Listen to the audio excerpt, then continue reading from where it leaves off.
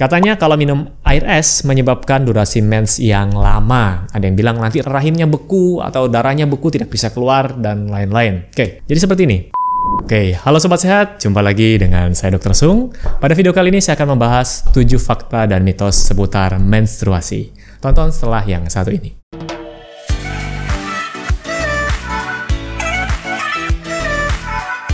Video SB30 Health kali ini disponsori oleh Zip. Zip kapsul secara tradisional dapat membantu melancarkan haid dan membantu meredakan nyeri saat haid.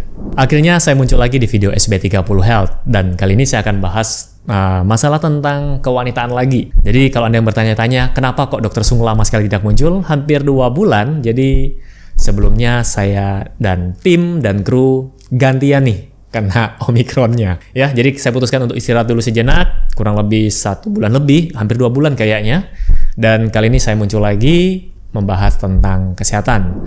Kita mulai ya dari yang pertama. Katanya kalau lagi mens tidak boleh keramas. Nah, kalau dibilang tidak boleh keramas, mungkin ada sering dengar ya. Dari orang tua mungkin, dari teman, dari saudara, dari om, tante, dan sebagainya. Sekarang kalau kita lihat durasi saya enggak mens, durasi Anda yang wanita kalau lagi mens itu kan sekitar 3-7 hari tuh. Bisa bayangkan kalau selama seminggu Anda tidak keramas, apa jadinya? Apalagi tipe-tipe yang rambutnya sering yang mudah sekali mengeluarkan minyak jadi lepek. Ya, jadi kalau 1 minggu tidak keramas bisa gatal, bisa baunya tidak enak ya. Nah, sebenarnya boleh keramas ya. Jadi selama Anda tubuhnya normal pada saat haid atau saat menstruasi, itu tidak ada masalah dengan keramas. Mungkin yang ditakutkan kalau mungkin orang tua Anda khawatir kalau Anda lagi mens, nyerinya kebangetan, jadi sangat nyeri, kemudian pusing atau sakit kepala. Jadi mungkin takutnya Anda jatuh di kamar mandi karena lagi mandi. Kan keramas kan waktunya lebih lama nih kalau pada wanita dibandingkan pada pria. Tapi kalau Anda tubuhnya kuat, Anda normal-normal saja, sehat, tidak ada anemia, tidak ada gangguan lainnya, tidak ada pusing yang gimana-gimana, ya silakan Anda boleh keramas. Kemudian kalau Anda yang ada masalah misalnya pada saat mens, kemudian Anda mengalami nyeri, Anda mengalami pusing, Anda sakit kepala, susah bangun, ya kalau seperti ini memang Anda dibutuhkan untuk istirahat lebih banyak dan kemudian Anda bisa mengobati dulu nyeri haidnya gitu. Atau mungkin saya bisa kasih satu solusi. Sekarang banyak salon-salon yang bisa Anda kunjungi, jadi Anda bisa keramas di salon. Ya mungkin ada keluar budget lebih sih. Oke, kemudian yang kedua. Katanya kalau minum soda akan mempercepat durasi menstruasi. Oke, sampai saat ini belum ada penelitian ya bahwa air soda bisa membuat durasi menstruasi lebih cepat. Nah, yang dikhawatirkan adalah jadi Anda yang sudah telat mens nih atau mensnya tidak kunjung datang terus Anda konsumsi soda. Nah, yang ditakutkan adalah gula yang di dalam soda tersebut. Jadi kalau Anda konsumsi berlebihan, itu akan menyebabkan kadar gula darah Anda yang meningkat. Kemudian resiko terkena penyakit diabetes, resiko kegemukan. Nah, kalau sudah kegemukan, ini akan mudah untuk terjadi gangguan hormonal. Ya, jadi sebenarnya kalau siklus mens Anda yang tidak teratur atau Anda bilang mungkin sering telat haid, itu sebenarnya adalah hormonal Anda yang perlu diperbaiki. Jadi bukan dengan minum air soda. Oke, yang ketiga. Katanya kalau minum air es menyebabkan durasi mens yang lama. Ada yang bilang nanti rahimnya beku atau darahnya beku tidak bisa keluar dan lain-lain. Oke, jadi seperti ini. Saluran pencernaan kita dengan saluran untuk reproduksi pada wanita itu berbeda jalur ya. Jadi tidak ada hubungannya. Ya walaupun maksudnya hubungan secara langsung jalurnya itu berbeda ya. Nah, pada saat air diminum, suhu dingin atau suhu lebih hangat pada saat masuk ke dalam tubuh itu akan dinetralkan oleh tubuh ya. Jadi kalau dia ada suhunya dingin akan dihangatkan oleh tubuh. Cuman kembali lagi pada saat Anda sedang haid, nah ini setiap tubuh seseorang itu kan beda-beda nih. Ada yang kondisinya fit, seger, bugar ya tidak ada masalah walaupun mengkonsumsi air es. Tapi ingat jangan terlalu banyak ya. Walaupun tubuh Anda bisa menetralkan suhu yang dingin tadi, kalau Anda masuknya terlalu banyak, terlalu cepat juga, nah nanti resikonya sakit kepala ya. Pernah enggak kayak gitu? Jadi habis olahraga capek, terus minumnya langsung diteguk banyak. Nah, dengan suhu yang dingin bisa menyebabkan sakit kepala juga. Terus kalau Anda yang tubuhnya lemah, ya pada saat mens, ini sebaiknya saran saya adalah mengkonsumsi yang hangat-hangat. Itu untuk mengurangi nyerinya. Kemudian kita lanjutkan. Yang keempat, pembalut membuat mandul. Oke.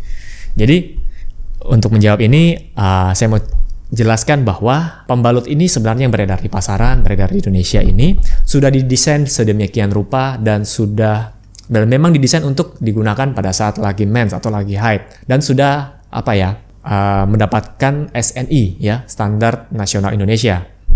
Jadi produk-produk yang sudah diedarkan sudah disortir terlebih dahulu, sudah dicek semuanya, jadi boleh diedarkan. Nah, sebenarnya sudah ada badan pengawasan tersebut yang mengawasi ya SNI tadi. Beda ya dengan BPOM. Jadi kalau pembalut ini kan bukan termasuk bahan makanan, bukan termasuk obat. Kalau BPOM itu kan Badan Pengawasan Makanan dan Obat-obatan. Jadi berbeda ya. Jadi SNI.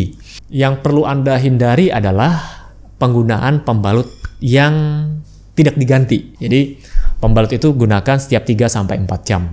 Itu harus diganti. Jadi jangan dipakai dari pagi sampai malam, apalagi lupa diganti sampai keesokan harinya. Nah, darah yang tertampung di sana itu akan muncul banyak bakteri. Darah itu juga merupakan salah satu makanan bagi bakteri. Jadi kalau dibiarkan terus-menerus, akhirnya bakteri di sana akan berkembang biak, justru malah bisa bikin infeksi kalau Anda tidak ganti pembalutnya. Ya. Oke, kemudian kita lanjut ke yang kelima. Berhubungan badan atau berhubungan intim ketika sedang mens tidak dapat menyebabkan kehamilan. Memang probabilitas untuk terjadinya kehamilan lebih kecil pada saat menstruasi, tapi tidak disarankan melakukan hubungan seksual, melakukan hubungan intim pada saat wanita sedang menstruasi. Kenapa? Pada saat menstruasi kan terjadi peradangan di daerah sana, di daerah organ intim wanita. Dan ini kalau melakukan hubungan intim, yang pertama kan kotor ya, kan darah keluar. Kemudian yang kedua, pada saat terjadi peradangan itu akan mudah terjadi infeksi. Nah, jadi bersabar sedikit, kan toh durasinya cuma 3-7 hari. Ya bersabarlah, kalau memang 7 hari ya bersabar seminggu. Ya. Kemudian kalau dikatakan apakah dia bisa membuat wanita tersebut menjadi hamil, nah peluangnya memang kecil, tapi bisa saja terjadi. Karena sperma dalam tubuh wanita itu bisa bertahan 3 hari. Apalagi kalau si wanitanya ini mempunyai siklus menstruasi yang kacau. Jadi mungkin hari ini mens, kemudian beberapa hari kemudian sudah ovulasi. Ya bisa saja terjadi kehamilan walaupun peluangnya kecil. Oke, kita lanjutkan. Yang keenam, siklus menstruasi yang tidak teratur dan nyeri pada saat mens artinya mandul. Oke, ini sebelumnya juga saya sudah jelaskan ya, kenapa bisa nyeri pada saat menstruasi, ya. Jadi tidak selamanya siklus menstruasi yang kacau itu mandul, ya. Jadi memang kalau Anda ingin program untuk punya bayi, punya anak, ya siklus menstruasinya harus dibenerin dulu. Sedangkan kalau untuk nyeri haidnya, sudah saya jelaskan di video sebelumnya. Jadi ada yang primer, ada yang sekunder ya. Jadi kalau yang primer itu memang karena proses tubuh ingin mengeluarkan darah kotor tadi. Sedangkan yang sekunder itu berkaitan dengan penyakit-penyakit tertentu. Misalnya PID, ya ada radang di pelvis, ya macam-macam ya. Jadi Anda bisa tonton video yang sebelumnya. Kemudian solusinya mungkin buat Anda yang siklus mensnya tidak teratur atau yang nyeri haid, Anda bisa konsultasi ke dokter kandungan atau Anda bisa coba dulu dengan teknik akupuntur. Misalnya Anda tidak ingin konsumsi obat terlebih dahulu. Sebenarnya banyak tuh untuk mengurangi nyeri. Nanti saya akan bikin di video selanjutnya. Salah satunya dengan akupuntur. Nah, dengan akupuntur ini bisa membantu untuk menstabilkan hormon. Istilahnya apa ya? Homeostasis. Jadi mengembalikan tubuh ke keadaan yang seimbang. Kemudian bisa untuk menenangkan juga, dan gangguan-gangguan lainnya bisa diatasi dengan akupuntur. Kemudian yang ketujuh nih, ketika mens tidak boleh berolahraga. Nah, siapa di sini yang dengar kata-kata ini? Jadi dari teman-teman bilang kalau mens jangan olahraga, kalau mens jangan ini, jangan itu. Kalian boleh saja berolahraga ya, pada saat haid boleh berolahraga, tapi jangan olahraga yang berat. Nah, olahraga yang disarankan sebenarnya tiap orang berbeda lagi nih, kembali ke tiap-tiap individu ya. Karena ada orang yang melakukan misalnya di gym, dia sudah biasa melakukan itu akan menjadi ringan. Tapi kalau ketika Anda tidak pernah lakukan olahraga, Anda langsung ke gym, itu akan menjadi hal yang berat. Nah, jadi sesuaikan porsi latihan Anda, sesuaikan dengan individu masing-masing, ya. Jadi saat mens juga boleh melakukan olahraga, tapi saran saya adalah lakukan yang ringan. Karena dengan melakukan olahraga, sirkulasi dalam tubuh Anda juga lebih baik, dan pada saat olahraga, tubuh Anda akan menghasilkan endorfin. Nah, ini akan mengurangi nyeri pada saat Anda sedang menstruasi. Ya, jadi ambang batas nyerinya akan meningkat.